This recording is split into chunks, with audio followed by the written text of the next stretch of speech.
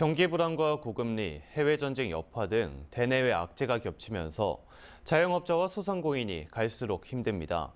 역대급 경제 위기 속에 돌파구를 찾지 못하고 고사 위기로 내몰리고 있는데 마땅한 활로가 없다는 게 더 암울합니다. 한신고 기자가 보도합니다. 빚을 내 영업을 하던 자영업자와 소상공인의 연쇄 붕괴 우려가 현실로 다가오고 있습니다. 올 들어 지난달 말까지 광주 신용보증재단에 접수된 보증사고는 3,000건. 지난해 같은 기간 1,125건에 비해서 160% 이상 증가했습니다. 보증사고 금액은 404억 3천만 원으로 지난해 162억 9천만 원에 비해서 148% 늘었습니다.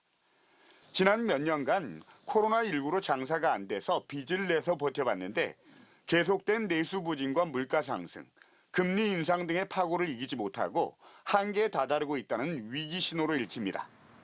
일은 너무 힘들게 하는데 수입은 많이 없고 이걸 이렇게 해서 이렇게 살아나가야 되는가 이런 생각, 저런 생각도 많이 했습니다. 반면에 자영업자들의 최후의 보루로 평가받는 노란우산 공제금의 지급은 늘고 있습니다. 광주의 경우 폐업 공제금 지급액은 올 들어 지난 8월까지 2,100여 건에 220억 원. 지난해에 비해서 61% 이상 늘었고 이미 지난해 지급 총액 215억 원을 넘어섰습니다.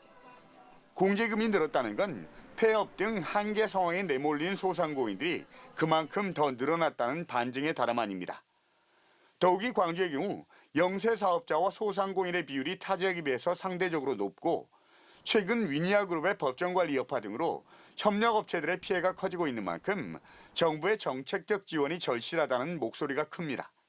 경영 안정이나 자금난을 좀 해소시켜주는 것이 지금으로서는 굉장히 절박한 상황이고 정부가 적극 나서야 되는 건데 특히 자치단체 예산을 대폭 삭감시킴으로써 인해서 이게 쓰나미처럼 지금 밀려들고 있다.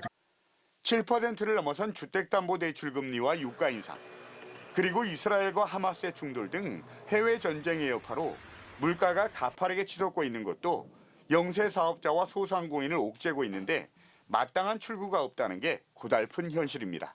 MBC 뉴스 한신구입니다.